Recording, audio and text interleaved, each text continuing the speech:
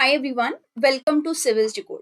In this lecture, we are going to discuss about the Buddhism. So this lecture is one-stop solution for the topic of Buddhism. Exam में आपके जितने भी questions पूछे जाते हैं Buddhism से related, Gautam Buddha से रिलेटेड, उनकी टीचिंग्स के बारे में, डिफरेंट काउंसिल्स के बारे में, वो सब इस लेक्चर में कवर हो जाएंगे. सो चलिए स्टार्ट करते हैं.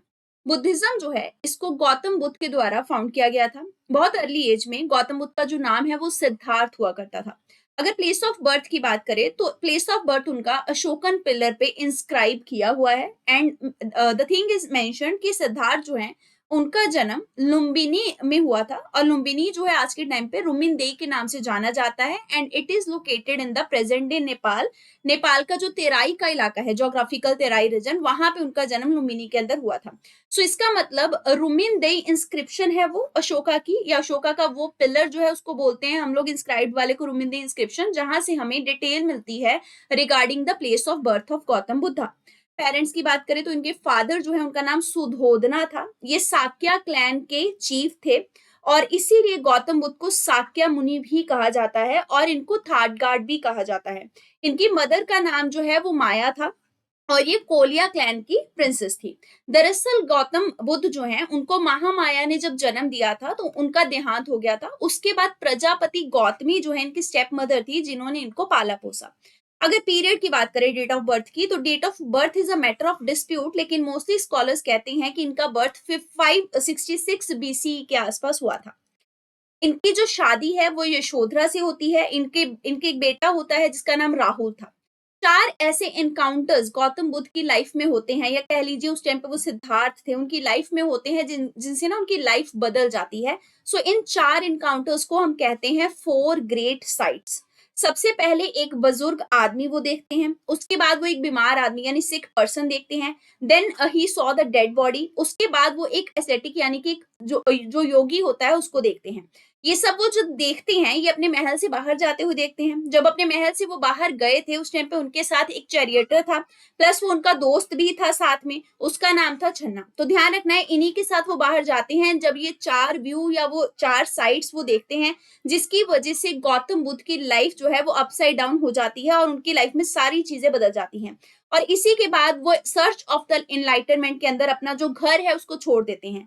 तो जब वो इन सर्च ऑफ द लाइटनमेंट अपने घर को छोड़कर निकल गए, उसी को बोलते हैं महाभिनीश कर्माना.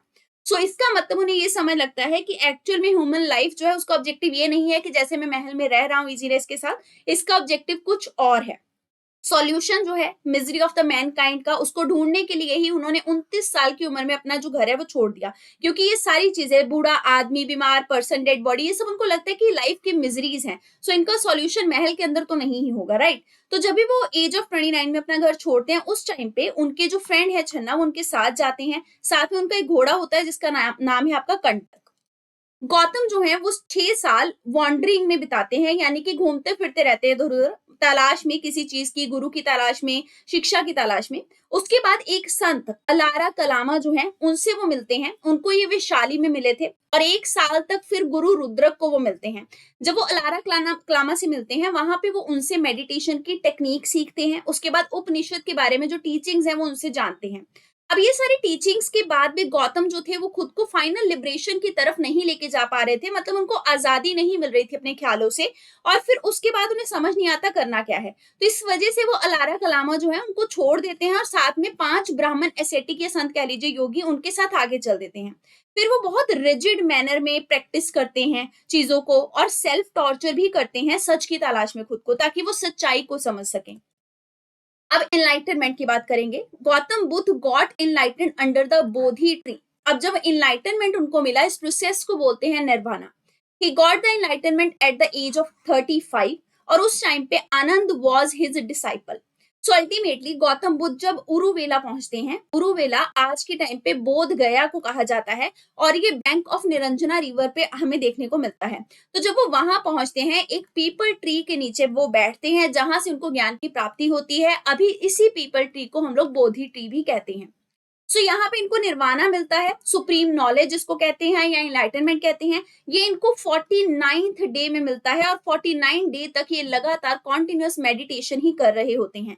और उसी के बाद से because after the 49th day he got enlighten, तो इसीलिए कहा गया कि वो बुद्धा कहलाए, एनलाइटन वन। बुद्धा का मतलब होता है एनलाइटन वन। उसके बाद ये उपदेश देना शुरू करते हैं। तो फर्स्ट सरमन या उपदेश जो है इन्होंने कहाँ पे दिया, डियर पार्क के अंदर सारनाथ में, और ये सारनाथ वाराणसी के पास है। वहां पे ये जो अपना पहला सरमन या उपदेश देते हैं, इसी को धर्म चक्र परिवर्तन कहा जाता है। मतलब उस टाइम पे ये व्हील ऑफ धर्मा को चला देते हैं। धर्मा का मतलब यहाँ पे ये नहीं है कि बुद्धिज्म के रिलीजन या धर्म को चला दिया। धर्मा इज अबाउट द राइचियसनेस, सही और गलत का फैसला करना एथिकलिटी के साथ, है ना। उस टाइम पे ये व्हील ऑफ धर्मा को चलाते हैं विद द फर्स्ट सरमन, इसीलिए इसको बोलते हैं धर्म चक्र परिवर्तन। अब इनके फर्स्ट डिसाइपल जैसा हमने देखा पीछे थे जो, है ना, ये देखिए यहाँ पे मैंने मेंशन किया था आनंदा। इसके अलावा अश्वजीत, उपाली, मोगलाना, सारीपुत्र, ये भी इनके डिसाइपल थे, और फिर आनंदा तो थे ही। तो पहले 5 डिसाइपल यहाँ पे आपको याद रखने हैं। अब बात करते हैं इनके अर्ली पैट्रोनेज के बारे में, यानी कि कौन से ऐसे राजा महाराजा थे जो इनको पसंद करते थे। जैसे कि बिंबिसार और अजातशत्रु जो उस टाइम पे मगध एम्पायर के किंग थे, वो भी इनको काफी ज्यादा मतलब फॉन्ड ऑफ थे इनके लिए। फिर परसेनजीत जो हैं कौसाला के, वो भी इनको काफी मानते थे। इसके अलावा उदयना जो कि कौसंबी से थे, उन्होंने भी गौतम बुद्ध के बहुत सारे डॉक्ट्राइन्स वगैरह जो है उनको एक्सेप्ट किया और अल्टीमेटली गौतम बुद्ध के डिसाइपल बन गए। अब गौतम बुद्ध की जो डेथ है वो 80 ईयर्स में हो जाती है कुशिनारा के अंदर, और जब इनकी डेथ होती है कुशिनारा में, उसको महापरिनिर्वाणा कहा जाता है। तो डेथ के प्रोसेस को हम लोग क्या बोलते हैं, महापरिनिर्वाणा कहते हैं। अब बात करेंगे डिफरेंट सिंबल्स के बारे में, और वो सिंबल्स का गौतम बुद्ध की लाइफ के साथ क्या एसोसिएशन है, साथ में प्लेसेस कौन से उनसे रिलेटेड। सबसे पहले सिंबल है लोटस और बुल का, ठीक है, लोटस यानी कि कमल का, है ना। लोटस और बुल का जो सिंबल है ये प्योरिटी और स्ट्रेंथ को दर्शाता है। जब गौतम बुद्ध का जन्म हुआ था उसको प्रेजेंट किया जाता है विद लोटस एंड बुल, और जन्म का स्थान क्या था, लुम्बिनी। इसी तरीके से जो हॉर्स है वो क्या दिखाता है, महाभिनिश कर्माना को दिखाता है, यानी कि त्याग, रिनंसिएशन को दिखाता है। जब उन्होंने अपने घोड़े को लेकर घर छोड़ दिया था ना, अपने पैलेस को छोड़कर वो स्पिरिचुअल एनलाइटनमेंट की तलाश में जब निकल गए थे, तो इसीलिए हॉर्स का सिंबल जो है वो दिखाता है लीविंग द मटेरियल डिजायर, और ये आपका कपिला वस्तु में हुआ था। फिर बोधि ट्री, बोधि ट्री निर्वाणा की स्थिति को या फिर संबोधिनी की स्थिति को दर्शाता है, क्योंकि वही पीपल ट्री है जहां पर उनको एनलाइटनमेंट मिला था। So after the several year of spiritual practice, इसी बोधि ट्री के नीचे उनको निर्वाणा की प्राप्ति हुई थी। ये प्लेस आपका बोध गया के अंदर है। उसके बाद व्हील जो है ये सिंबल है धर्म चक्र परिवर्तन का। जब उन्होंने अपना पहला सरमन या उपदेश दिया था, इनका जो पहला सरमन था ये 5 एसेटिक्स को इन्होंने दिया था, और डियर पार्क के अंदर दिया था, सारनाथ में। Sarnath is in UP. Stupa किस चीज का सिंबल है, ये महापरिनिर्वाणा का, यानी कि जब उन्होंने अपनी देह त्याग दी थी, मोक्षा का सिंबल है। सुबुद्धा जो है वो 80 साल की उम्र में अपना शरीर त्यागते हैं कुशीनगर में। कुशीनगर उस टाइम पे मल्लास का कैपिटल हुआ करता था, and Malla was one of the mahajanapada. So ये स्तूपा जो है या फिर महापरिनिर्वाणा की जो एक्टिविटी है ये कुशीनगर के अंदर हुई थी। अब बात करेंगे कुछ प्लेसेस जिनको कि बुद्ध ने विजिट किया था। सबसे पहले श्रावस्ती, गौतम बुद्ध ने 24 मॉनसून यहाँ पे स्पेंड किए, साथ में बहुत सारी टीचिंग्स भी दी। ये प्रेजेंट में आपको उत्तर प्रदेश में मिलेगा। फिर है सनकासा, गौतम बुद्ध जो है कहा जाता है कि मतलब अपनी मदर को प्रीच करके या ज्ञान देके हेवन से डिसेंड हुए थे इस जगह पे, और प्रेजेंट डे में यूपी के अंदर है। राजगीर के अंदर भी उन्होंने बहुत सारे साल बिताए, बहुत सारी टीचिंग्स दी, जो कि प्रेजेंट में बिहार के अंदर है। वैशाली वो जगह है जहां पे बहुत सारी टीचिंग्स इन्होंने दी, और महापरिनिर्वाणा सूत्र जो है वो डिलीवर भी किया, ये बिहार के अंदर है। सो ये प्लेसेस के बारे में ऑलरेडी यूपीएससी जो है वो प्रीवियस ईयर में क्वेश्चन पूछ चुका है। अब बात करते हैं कोर टीचिंग्स ऑफ बुद्धा के बारे में। सो गौतम बुद्ध की जितनी भी टीचिंग्स हैं वो डिफरेंट स्टोरीज के थ्रू हमें जानने को मिलती हैं, और ये सारी टीचिंग्स को स्टोरीज से निकाल के सुत्त पिटाका में मेंशन किया गया है। सो बुद्धिज्म में 4 नोबल ट्रुथ माने जाते हैं, जिनको चतुरी आर्य सत्यानी भी कहा जाता है। ये 4 ट्रुथ कौन से हैं, सबम दुखम, दवदेश निदान, निर्वाणा और अष्टांगिका मार्ग। सबम दुखम का मतलब क्या है कि पूरा वर्ल्ड जो है ये सफरिंग से भरा हुआ है, हर किसी के पास कोई ना कोई परेशानी है। दवदेश निदान का मतलब क्या है, डिजायर मतलब इच्छा होना, इग्नोरेंस और अटैचमेंट, ये 3 मेजर कॉज हैं जिसकी वजह से इंसान की लाइफ में सफरिंग होती है। उसके बाद है निर्वाणा, निर्वाणा को दुख निरोधा भी कहते हैं। ये जो सफरिंग है ये तभी हटाई जा सकती है जब आप उसका कॉज यानी कि उसका कारण खत्म कर दो, राइट। और कारण इच्छा होती है मैक्सिमम टाइम में। तो कारण को खत्म करने से ही निर्वाणा मिल सकता है। उसके बाद अष्टांगी का मार्ग जो है इसको गामिनी प्रतिपद भी कहते हैं। सफरिंग को एंड करने के लिए गौतम बुद्ध ने 8 फोल्ड पाथ की बात की है, मतलब 8 ऐसे लेसन्स बताए हैं जिनको यूज करके आप अपनी सफरिंग को खत्म कर सकते हो और अल्टीमेटली निर्वाणा की तरफ जा सकते हो, राइट पाथ को समझ सकते हो। सो 3 स्टेप है साल्वेशन के लिए। सबसे पहले तो शील यानी कि एक एथिकल कंडक्ट होना चाहिए आपकी लाइफ में। फिर समाधि की बात की गई है which is about the meditation. उसके बाद संबोधि की बात की गई है, मतलब when you do the meditation for a longer period of time तो आपके अंदर विजडम और एनलाइटनमेंट आ जाता है।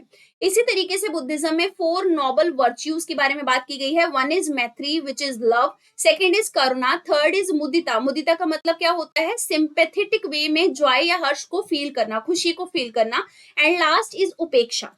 अब बात करेंगे 3 ज्वेल्स ऑफ बुद्धिज्म के बारे में। बुद्धिज्म के 3 ज्वेल किन्हें कहा जाता है? बुद्धा को, धर्मा को और संघा को। ये आपसे डायरेक्टली पूछा जा सकता है ऑप्शंस में देके कि इन तीनों में से चारों में से कौन सा एक जो है वो ज्वेल ऑफ बुद्धिज्म नहीं है। ठीक है, बुद्धा तो हमें पता है गौतम बुद्ध है ना, धर्मा हम समझ गए राइचियसनेस की फिलॉसफी, संघा माने जो ग्रुप ऑफ मंक्स वगैरह होते हैं बुद्ध के संघ से बिलोंग करते हैं, वही सब।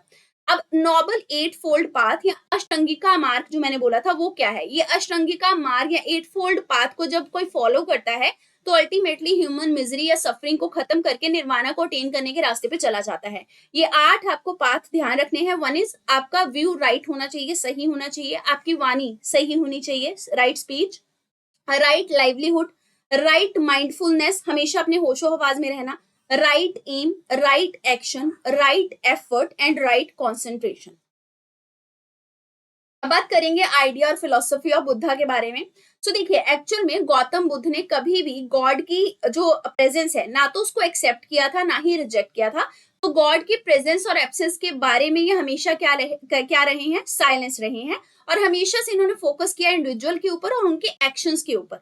अब बात करते हैं एग्जिस्टेंस ऑफ सोल के बारे में, इनका क्या कहना था। सो इन्होंने इस चीज पे कि आत्मा और ब्रह्म होता है, इस कंट्रोवर्सी में खुद को कभी शामिल ही नहीं किया। और इन्होंने मतलब ये बोला कि ये कंट्रोवर्सी जो है इससे दूर रह के हमें अपने कर्मों पे या एक्शंस पे ज्यादा जो है वो ध्यान देना चाहिए। सो इनको लगता था कि ये फ्रूटलेस कंट्रोवर्सी है कि हम बात करते हैं कि एक सोल है, आत्मन है, उसको अल्टीमेटली ब्रह्मा यानी कि पर ब्रह्म से जाकर मिलना है। सो गौतम बुद्ध ने हमेशा एम्फेसाइज किया कि स्पिरिट ऑफ लव जो है वही मेन चीज होती है। और जितनी भी लिविंग बींग्स हैं अगर हम उनकी तरफ अपना लव दिखाएंगे और अहिंसा यानी नॉन किलिंग के फिलोसफी को फॉलो करेंगे, so that is the only supreme thing. उसके बाद निर्वाणा की बात की। गौतम बुद्ध ने निर्वाणा को प्रीच किया, कहा कि हर एक इंसान का जो लक्ष्य है वो निर्वाणा होना चाहिए। इसका मतलब क्या है कि आपको सारी की सारी डिजायर्स जो है उसको खत्म कर देना है अपनी लाइफ से, तो अल्टीमेटली जो सफरिंग है वो भी खत्म हो जाएगी। और इससे क्या होगा कि आपको बार बार जन्म नहीं लेना पड़ेगा, मतलब आप रीबर्थ नहीं लोगे। तो इसका मतलब हम बोल सकते हैं कि रीबर्थ की जो फिलोसफी थी कार्मिक साइकिल की, उसमें गौतम बुद्ध बिलीव करते थे, है ना। तो उनको लगता था कि डिजायर को जब एलिमिनेट करोगे तो अल्टीमेटली निर्वाणा की तरफ आप चले जाओगे। इन्होंने इसके लिए कोई रिचुअल, कोई सेरेमनी ये सब नहीं बोली, क्योंकि उस टाइम पे जो वैदिक रिलीजन था उसमें बहुत सारे रिचुअल्स, हवन, यज्ञ ये सब किए जाते थे। लेकिन इन्होंने इनसे हटकर बात की और कहा कोई रिचुअल सेरेमनी की जरूरत नहीं है। और अल्टीमेटली आपको मॉरल लाइफ जीनी है, अच्छी लाइफ जी के मॉरल प्रिंसिपल्स को फॉलो करते हुए निर्वाणा की तरफ जाना है। उसके बाद नॉन सेल्फ या अनत्ता की इन्होंने बात करी, मतलब इन्होंने ये कहा कि खुद भी अपने आप को भी ये समझा कि परमानेंट नहीं हूं मैं और इस दुनिया में कोई भी चीज परमानेंट नहीं है। तो ये हमेशा कहते थे कि वर्ल्ड एक ट्रांजिएंट फेज में ही है, टेम्परेरी है, ये दुनिया माया या टेम्परेरी फेज में चलने वाली चीज है और ये कॉन्स्टेंटली चेंज होती रहती है, कभी स्टेबल नहीं हो सकती। ठीक है, और इन्होंने बोला कि 5 ऐसे स्कंद या एग्रीगेट्स हैं जिनको हम कलेक्टिवली कह सकते हैं कि वो आपके परमानेंट नहीं है, जैसे कि आपका body, sensations, perceptions, mental formation और कॉन्शियसनेस। इसके अलावा इन्हीं जो 5 एग्रीगेट पे जब हम क्लिंज हो जाते हैं, इन्हीं पे लटक जाते हैं, चिपक जाते हैं, इसी की वजह से हमारी जिंदगी में सफरिंग या फिर दुख आते हैं। अगर हम ये समझ लें कि ये 5 जो स्कंद हैं ये भी क्या है, इम्परमानेंट नेचर के हैं, तो अल्टीमेटली हम चीजों को फिक्स कर पाएंगे और इस वर्ल्ड के टेम्परेरी फेज से, ट्रांजिएंट फेज से खुद को उभार पाएंगे। मोक्षा के बारे में इनका क्या ख्याल था? ध्यान रखिएगा, इन्होंने इंडिविजुअल एजेंसी पे मतलब एक सिंगल इंडिविजुअल पे फोकस किया और ये कहा कि हर एक इंडिविजुअल अपने राह पे चलते हुए मॉरल प्रिंसिपल्स को फॉलो करते हुए मोक्षा को अटेन कर सकता है। इसके लिए किसी गुरु की, किसी हवन की, रिचुअल की जरूरत नहीं होती। इसीलिए इंडिविजुअल एजेंसी की प्रैक्टिसेस पे फोकस किया गया और राइचियस एक्शन जो है उसको फॉलो करना ही मेन जो है वो प्रिंसिपल माना गया, ताकि आप रीबर्थ के साइकिल से जो है वो खुद को बाहर निकाल पाओ और निभाना या सेल्फ रियलाइजेशन की तरफ बढ़ पाओ। इससे क्या होगा, ईगो और डिजायर जो है वो खत्म हो जाएगी, जो आपका साइकिल ऑफ सफरिंग है वो एंड हो जाएगा। और बुद्धा जो थे वो कर्मा की फिलॉसफी में मानते थे, कॉज एंड इफेक्ट के प्रिंसिपल में भी मानते थे, क्योंकि कॉज एंड इफेक्ट से इनको लगता था कि हम बार बार बर्थ की साइकिल में आके घूमते रहते हैं। धम्मा के ऊपर इनका क्या कहना था? धम्मा का मतलब होता है कि जो भी टीचिंग्स गौतम बुद्ध के द्वारा दी गई हैं और वो यूनिवर्सल ट्रूथ हैं, हर एक मायने में वो सही चीजें हैं और इससे हमें अल्टीमेट रियलिटी के बारे में पता लगता है। और अगर हमें मोक्षा की तरफ जाना है, निर्वाणा की तरफ जाना है, तो ये धम्मा की फिलॉसफी जो है उसको फॉलो करना ही होगा, then only we can attain the enlightenment. अब बात करेंगे बुद्धाहुड और साइकिल ऑफ बुद्धास के बारे में। देखिए, बुद्धिज्म में ये कहा जाता है कि गौतम बुद्ध जो हैं वो ऐसा नहीं है कि एक ही बार आए हैं, वो डिफरेंट एजेस में बार बार आते रहे हैं और बार बार आते रहेंगे। तो जिस फॉर्म में आते रहे हैं, आएंगे, उनकी बात करते हैं, इसी को बुद्धाहुड कहा जाता है। सबसे पहले बात करेंगे कर्कचुंडा की। कहा जाता है कि ये पहले बुद्धा थे जो कॉस्मिक एज के टाइम पे आए थे। इनको भद्रकल्प कहा जाता था। इनकी जो टीचिंग है ये मॉरल कंडक्ट पे, मेडिटेशन और स्पिरिचुअल पावर पे बात करती है। सेकंड इज कांका मुनि, और ये सेकंड बुद्धा थे, भद्रकल्पा के बाद आए थे। इनका जन्म ब्राह्मण फैमिली में हुआ था। इनकी टीचिंग फोकस करती थी कंपैशन और मेडिटेशन पे। उसके बाद Kashyap was the third Buddha, जिनका मेन फोकस एथिकल कंडक्ट और विजडम पे था। साक्य मुनि को गौतम बुद्ध भी कहा जाता है, ये फोर्थ बुद्धा थे और ये मोस्ट रिनाउंड बुद्धा थे भद्रकल्प के। कहा जाता है कि इनकी टीचिंग बुद्धिज्म के अराउंड घूमती है, क्योंकि साक्य मुनि हमने समझ लिया यही गौतम बुद्धा जिनके बारे में हम पढ़ रहे हैं और बुद्धिज्म की बात कर रहे हैं, उनसे रिलेटेड है ना। इन्होंने 4 नोबल ट्रूथ के बारे में और 8 फोल्ड पाथ यानी कि आकेष्टंगी का मार्ग के बारे में चीजों को बताकर एनलाइटनमेंट जो है वो करने की कोशिश की। फिर उसके बाद मैत्रेय जो है, इनको बोधिसत्व कहा जाता है और ये फ्यूचर बुद्धा माने जाते हैं जो नेक्स्ट कॉस्मिक एज में आएंगे। कहा जाता है कि ये तुसीता हेवन में रहते हैं और धरती पे दोबारा से जन्म लेंगे और एनलाइटनमेंट जो है उसको अचीव करने की कोशिश करेंगे। और ये उस टाइम पे आएंगे जब साक्य मुनि बुद्धा की जो टीचिंग है, जो आज के टाइम पे अभी हमें पता है, वो आने वाली जनरेशन जब भूल जाएगी तब मैत्रेय आएंगे। मल्टीपल बुद्धा का जो कॉन्सेप्ट है वो कहा जाता है कि साइक्लिकल मैनर में चलता रहता है और ये इटर्नल नेचर की तरह है। हर बार गौतम बुद्ध किसी ना किसी स्वरूप में डिफरेंट एजेस में आते रहते हैं। साक्य मुनि बुद्धा जो है वो आज के टाइम पे करंट एरा के फिगर हैं और इन्हीं से रिलेटेड बुद्धिज्म का जो धर्म है वो फ्लरिश करता है। टाइप्स ऑफ फॉलोअर्स की अगर बात की जाए तो इनके फॉलोअर्स में उपासका और उपासिका होते हैं और फिर एक भिक्षु और भिक्षुनी होते हैं। बुद्धिस्ट संघ जो है ये वर्ल्ड का ओल्डेस्ट चर्च है, जिसके अंदर जो ये भिक्षु भिक्षुनी है या इनको हम मंक भी कहते हैं, ये भिक्षु लेके या कह लीजिए भिक्षा लेके लोगों से अपना जीवन यापन जो है वो करते हैं। और चैत्यास और विहारास जो है ये इन्हीं के साथ एसोसिएटेड है। मतलब चैत्यास वे हैं, वो जगह है जहाँ पे ये स्पिरिचुअल प्रैक्टिस वगैरह करते हैं, प्रेयर हॉल होते हैं इनके। विहारा मतलब रेजिडेंशियल प्लेसेस जहाँ पे ये लोग रहते हैं। फर्स्ट वुमेन मेंबर कौन सी थी इनके संघ की? दैट इज गौतमी प्रजापति, जो कि गौतम बुद्ध जी की ही स्टेप मदर थी। अब राइटर और कुछ नोटेबल वर्क्स आपको ध्यान रखने हैं बुद्धिज्म से रिलेटेड, जैसे कि आनंद के द्वारा सुत्त पिताका लिखा गया, उपाली ने विनय पिताका लिखा, डिफरेंट स्कॉलर्स ने मिलकर अभिधम पिताका लिखा। एनोनिमस है कि जातका भी किन्हीं के द्वारा लिखा गया। जातका एक्चुअल में बर्थ स्टोरीज हैं, प्रीवियस जो जन्म हुए थे बुद्धा के उनकी स्टोरीज हैं डिफरेंट डिफरेंट। फिर नागसेना जो है इन्होंने मिलिंदा पाना लिखा है, जो कि क्वेश्चंस ऑफ मिलिंदा है। मिलिंदा ने एक्चुअली बुद्धिज्म से रिलेटेड बहुत सारे क्वेश्चन नागसेना से किए थे। महामाना थेरा जो है इन्होंने महावंशा लिखा है। और फिर महावस्तु भी बुद्धिज्म से ही रिलेटेड है, लेकिन किसने लिखा है नहीं पता है। नागा अर्जुन के द्वारा मध्यमक करिका लिखा गया है। अश्वघोष ने बहुत सारी बुद्धिज्म से रिलेटेड जो वर्क्स हैं वो लिखे हैं, जैसे बुद्ध चरिता हो गया, सौंदरानंद काव्य हो गया, सिरी पुत्र प्रकारना हो गया, सूत्रलंकारा हो गया, वज्रसूती हो गया। अब बात करेंगे डिफरेंट बुद्धिस्ट काउंसिल्स की, वो कहाँ पे हुई थी, किन्होंने करवाई थी, चेयरमैन कौन थे। सो देखिए, सबसे पहली बुद्धिस्ट काउंसिल जो है ये राजगृह के अंदर हुई थी अजात शत्रु के कार्यकाल में, और महाकश्यप इनके चेयरमैन थे। पहली बुद्धिस्ट काउंसिल का आउटकम क्या था कि उस टाइम पे विनय पिटका सुत्त पिटका को कंपाइल किया गया था। सुत्त पिटका क्या है? सुत्त पिटका बुद्धा की जो है वो टीचिंग्स हैं, ठीक है, उनके द्वारा कहे गई जो वचन है, बातें हैं, वो है एक्चुअल में। विनय पिटका क्या है? ये एक रोल ऑफ कंडक्ट है या मॉडल रूल बने हुए हैं इसके अंदर, विनय पिटका के अंदर, कि कैसे संघ के अंदर आपको रहना है, कैसे व्यवहार करना है। अभिधम पिटका क्या है? जो भी बुद्धा की टीचिंग है उनको एनालाइज करके सिंप्लीफाइड मैनर में उसमें डिस्क्राइब किया गया है। सो सेकेंड बुद्धिस्ट काउंसिल आपकी वैशाली में होती है। कालाशोक उस टाइम पे आपके रूलर थे। साबा कामी जो थे वो इसके चेयरमैन थे। इस समय पे महासंघिका और स्थाविरा हांका जो है, या फिर दो डिवीजन जो है बुद्धिज्म के अंदर वो देखने को मिलते हैं, दो डिवीजन निकल के आते हैं। थर्ड बुद्धिस्ट काउंसिल जो है वो आपकी पाटलिपुत्र में होती है एम्परर अशोका के पैटर्नेज के दौरान, और मोगली पुत्र तिस्सा जो थे वो चेयरमैन थे। इस टाइम पे अभिधम पिताका लिखी जाती है। फोर्थ बुद्धिस्ट काउंसिल जो है ये कुंडलवन बिहार के अंदर होती है किंग कनिष्क के कार्यकाल के दौरान, और वासुमित्र जो थे ये चेयरमैन थे, अश्वघोष वाइस चेयरमैन थे। फोर्थ बुद्धिस्ट काउंसिल का आउटकम आता है हिनायना और महायाना, यानी कि बुद्धिज्म दो अपने पार्ट्स में डिवाइड हो जाता है। हिनायना वाले ये कहते थे कि हर किसी को इंडिविजुअल रास्ते पे चलते हुए लिबरेशन हासिल करना पड़ेगा, अपने आप से मेडिटेशन करो, अपना रास्ता खुद खोजो। महायाना वाले जो थे वो ये कहते थे कि बुद्धा की जो फिलोसफीज है उनको फॉलो करते हुए, आप जो है प्रिंसिपल्स को फॉलो करते हुए आप जो निर्वाणा है उसको अटेन कर सकते हो, मतलब गौतम बुद्ध का साथ लेते हुए आप ये चीजें कर सकते हो। हिनायना वाले ये सब नहीं मानते थे। तो यहाँ पे ये डिफरेंस भी दिया गया है। हिनायना बुद्धिज्म को थेरावाद भी कहा जाता है। हिनायना वाले हमेशा जो ओरिजिनल टीचिंग्स हैं बुद्धा की उन पे फोकस करते थे, कहते थे इंडिविजुअल लेवल पे ही इनलाइटनमेंट और सेल्फ लिबरेशन हासिल किया जा सकता है। इन्होंने अपने जितने भी टेक्स्ट लिखे हैं उनमें पाली लैंग्वेज को यूज किया ताकि मैक्सिमम नंबर ऑफ लोगों तक ये पहुंच सके, क्योंकि इस टाइम पे ये लोकल काइंड ऑफ लैंग्वेज थी। महायाना बुद्धिज्म जो है उन्होंने न्यू कॉन्सेप्ट इंट्रोड्यूस कर दिए, इंटरप्रिटेशन जो थी वो बदल दी टेक्स्ट की, और ये कहा कि गौतम बुद्ध एक डिवाइन कंपैशनेट मतलब बीइंग है जो आपको निर्वाणा की तरफ लेके जा सकते हैं। तो आप बुद्ध को मानते जाइए उस रास्ते पे, आप फिर निर्वाणा की तरफ निकल जाएंगे, ठीक है। तो इंडिविजुअल साल्वेशन की बात नहीं कही, ये कहा कि बुद्धा जो है उनके थ्रू आपका साल्वेशन पॉसिबल है हर किसी का। इन्होंने संस्कृत को एज अ लैंग्वेज यूज किया टेक्स्ट के अंदर, और मध्यम करिका जो है एक टेक्स्ट है जो कि नागार्जुन के द्वारा लिखा गया।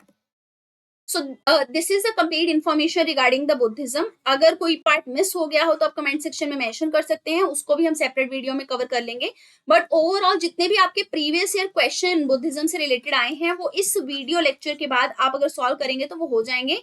आप एक बार कमेंट में जरूर बताइएगा अगर आपको टॉपिक क्लियर हुआ हो। नए टॉपिक के साथ मिलेंगे, पढ़ते रहिए। All the best, thank you very much.